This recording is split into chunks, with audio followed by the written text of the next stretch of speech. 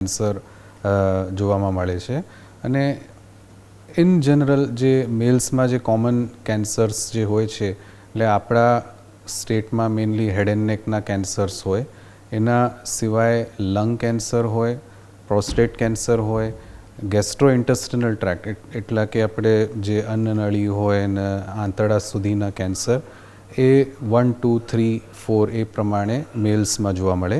On the other hand ફિમેલ્સમાં breast cancer, cervical cancer, ઘણા ફિમેલ્સમાં હેડ એન્ડ નેક કેન્સર જેમ કે મોઢાનું કે ટંગનું કેન્સર અને એના સિવાય ઇન્ટેસ્ટાઇનના કેન્સર બી જોવા મળે છે. ડિફરન્ટ સ્ટેટ્સમાં ડિફરન્ટ ટાઈપ ઓફ કેન્સર હોય છે. એટલે જેમ કે આ ગુજરાત કે રાજસ્થાન કે મધ્યપ્રદેશનું જે બેલ્ટ છે એમાં ટોબેકો બહુ જ કોમન અને બહુ યુઝ થાય છે. એટલે આ રિજન્સમાં મેઇનલી આપણે ટોબેકો રિલેટેડ જે મોઢાના કેન્સર હોય કે બીજા ટાઈપ્સના કેન્સરો એ જોવામાં મળે.